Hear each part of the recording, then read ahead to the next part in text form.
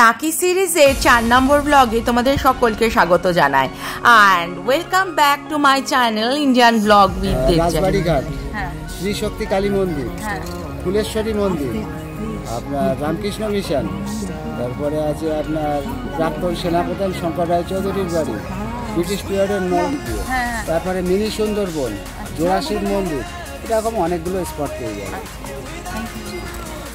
আমরা সিকিউরিটি দাদার কাছে শুনে নিলাম টাকি শহরে কোথায় কোথায় আমরা ঘুরে দেখতে পারি, মানে এখানকার দর্শনীয় স্থানগুলি কি কি। আর এখন তোমরা দেখে নাও এখানে এই সাইটগুলো কত কত দাম পড়ে, কোথায় কোথায় অবস্থান করে, আর কিছু কিছু জায়গা তোমাদের সামনে আমি তুলে ধরার চেষ্টা করব আমার এই ব্লগ টাকি সিরিজের 4 নম্বর ব্লগে। পুরো ব্লগটা দেখতে থাকবে। আর আমি দেবযানী, আর তোমরা দেখছো আমার channel Indian blog with Debjani. কোথায় আছে 400 বছরের পুরনো দালান? এটা কোথায়? এটা হ্যাঁ, এটা ঘোষবাবু দুর্গা দালান, এইদিকে। ও, টাকি রাজবাড়ি, জোড়াশিব মন্দির, টাকি রাজবাড়ি। কতক্ষণ লাগবে? সকালে কিছুটা রিল্যাক্স করে আমরা বেরিয়ে পড়েছি বেশ লেট করে। আর আমাদের গন্তব্য এখানকার যে মূল পুরাতন রাজবাড়ি, সেই জায়গা। ইতিহাস ও সংস্কৃতির সমন্বয়ে গড়ে উঠেছে এই টাকি শহর। আর ইছামতি নদীর তীরে অবস্থিত এই শহরটি শান্ত পরিবেশ, পুরানো স্থাপত্য ও স্থানীয় খাবারের জন্য বিখ্যাত। আর টাকির মূল আকর্ষণ হলো ইছামতি নদী, যা ভারত আর বাংলাদেশের মধ্যে প্রাকৃতিক সীমানা হিসেবে কাজ করে। আর নদীতে নৌকো ভ্রমণ একটি জনপ্রিয় অ্যাক্টিভিটি। আর এই বোট রাইড বা নৌকো ভ্রমণ যদি করতে যাও, তার ভাড়া পড়ে প্রায় 1500 থেকে 2000 পার বোট। আর শেয়ারে যদি যাও তাহলে কিন্তু অনেকটাই কম পড়ে। আর একটা সমস্যার সম্মুখীন আমরা হয়েছিলাম, সেটা হচ্ছে গাড়ি পার্ক করা। ওইদিকে যে সবুজ বাড়িটা আছে ওই পারে, হ্যাঁ, ওটা হচ্ছে বাংলাদেশের পয়েন্ট যেখানে মা দুর্গাগুলোকে এনে রাখে। আর এটা হচ্ছে ইন্ডিয়ার পয়েন্ট যেখানে মা দুর্গাগুলোকে এনে রাখে। ঠিক আছে, এখান থেকে বজরা করে মাঝগঙ্গায় গিয়ে এই সুভাষিনী হোটেল তো বিসর্জনের সময় 10,000 আর 11,000 টাকা ভাড়া করে। সুভাষিনী মালায় নাম। চন্দ্রানীর মুখে শুনে নিলে যে দুর্গাপুজোর সময় যে দশমীর দিন ভারত ও বাংলাদেশ উভয় দেশের মানুষ একসাথে ইছামতি নদীতে দুর্গা প্রতিমা বিসর্জন দেয়, যা অসাধারণ দৃশ্য। আর দুই দেশের মানুষ তাদের আত্মীয় স্বজনদের সাথে মিট করার একটা আদর্শ সময় এই দুর্গাপুজো।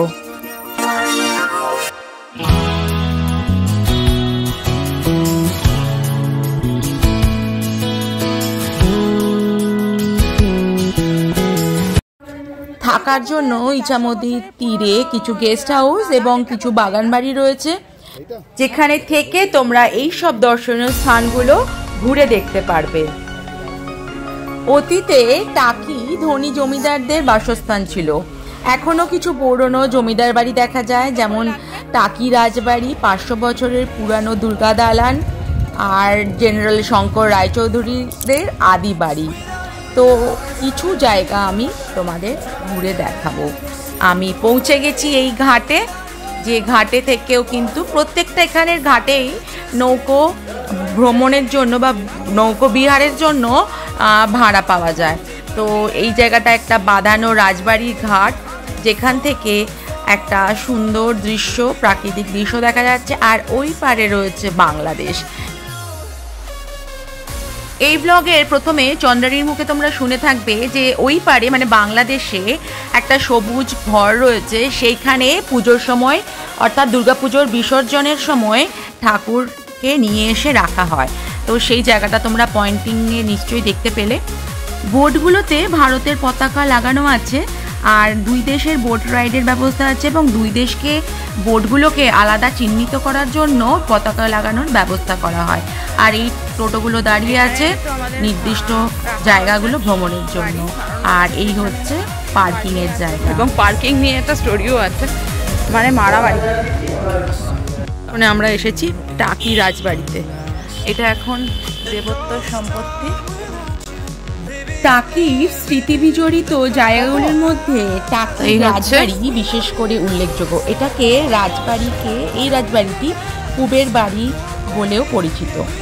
কয়েক বছর আগে রাজ্য সরকার বাড়িটিকে হেরিটেজ স্থাপত্য হিসেবে ঘোষণা করেছেন।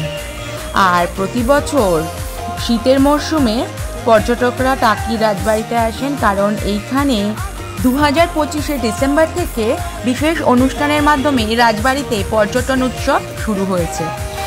আমি যখন এখানে এন্ট্রি করলাম তখন এন্ট্রি ফি হিসেবে আমার কাছ থেকে 10 টাকা নেওয়া হলো।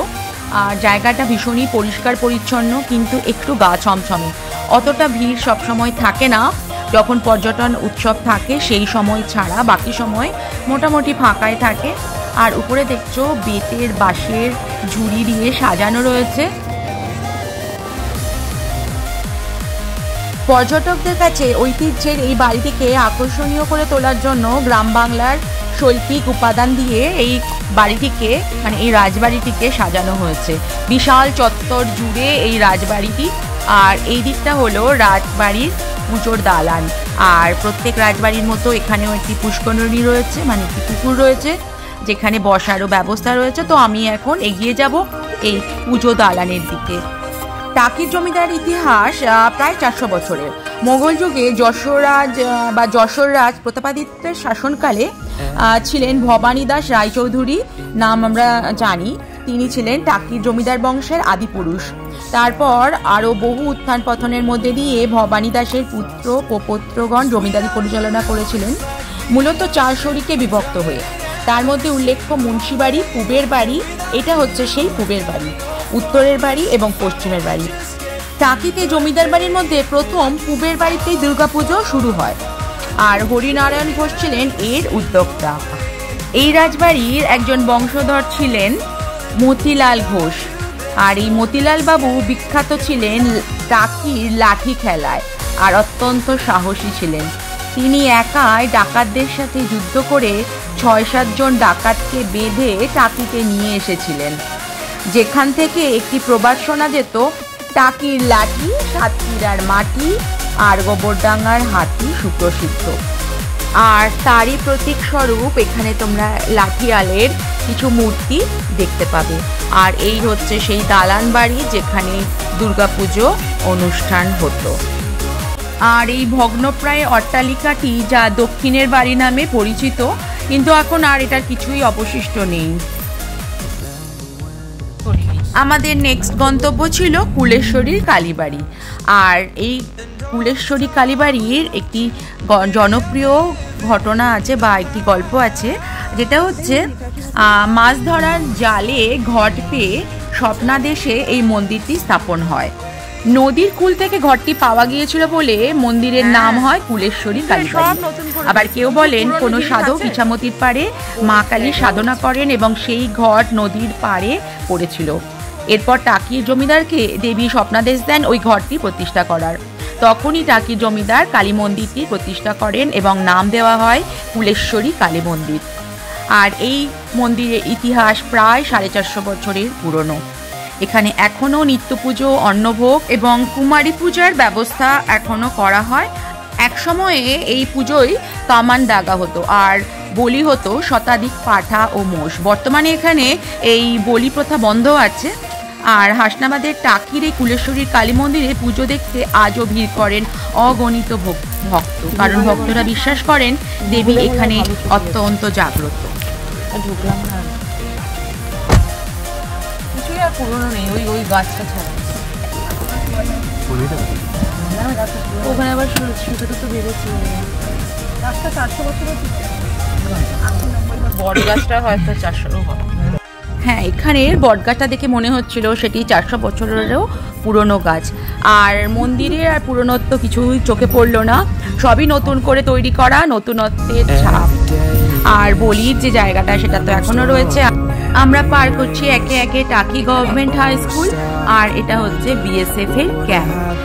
যেহেতু বিএসএফ বর্ডার এরিয়া রয়েছে সেহেতু এখানে ক্যাম্প রয়েছে। আর বেলা প্রায় পড়ে এসেছিলো, মানে অনেকটাই আমরা লেট করে ফেলেছিলাম। তো যদিও তোমরা দেখতে যাও তাহলে হাতে বেশ সময় নিয়ে যাবে এবং সকাল সকাল বেরোবে এই জায়গাগুলো দেখতে। আমরা হোটেলে ফিরে এসেছি এবং বেশ বেলা করে আমাদের লাঞ্চটা করতে হয়েছিল।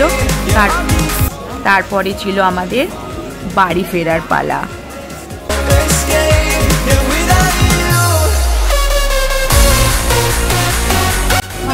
এই ছিল আজকের বুফের মেনু। আরও অনেক কিছু আছে, তো আমি এগুলো আমার এখন মনে হলো ভালো লাগবে, তো সেই জন্য আমি এগুলো নিলাম।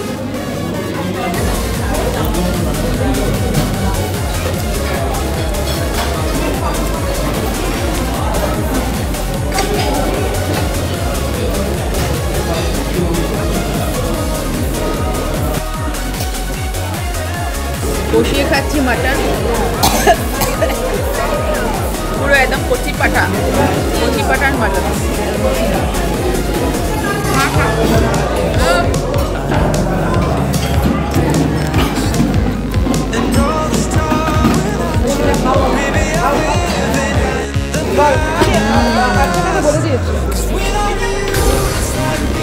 ওরা থাকলে কিন্তু কোন টাইমে যাবে সেটা জানি না।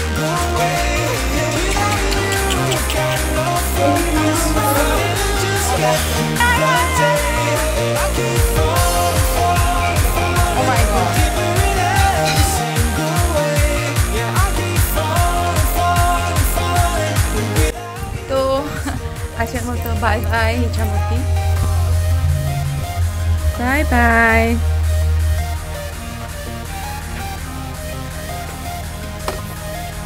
এখন ইছামতি থেকে গঙ্গার পাড়ে যাওয়ার পালা, কারণ আমরা যেখানে থাকি তার পাশ দিয়ে গঙ্গা বয়ে যাচ্ছে। তো চলো একটা কিছুটা চেঞ্জ হলো। একঘেয়ে জীবনের কিছুটা বৈচিত্র্যের জন্য আমরা কত কিছুই না করে থাকি।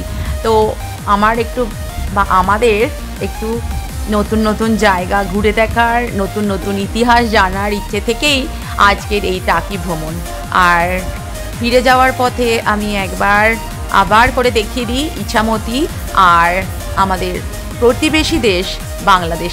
কর্ণাটকাতে দেখলাম রিভার কাবেরী, আর এখন দেখলাম বাংলাদেশ আর ভারতের কাছে দেখলাম ইছামতি, এবার দেখবো আমরা গঙ্গা। প্রচণ্ড হাওয়া চলছে, আর এবার রুমকে বাই বাই করার পালা। এখনো রয়ে গেছে কিছু জিনিস, সেগুলোকে তুলে নিচ্ছে। হাতটা দাও, ওইদিকে বলো বলো দাও, বাই বাই করে দাও ওইখানে তাকিয়ে ঘুরে।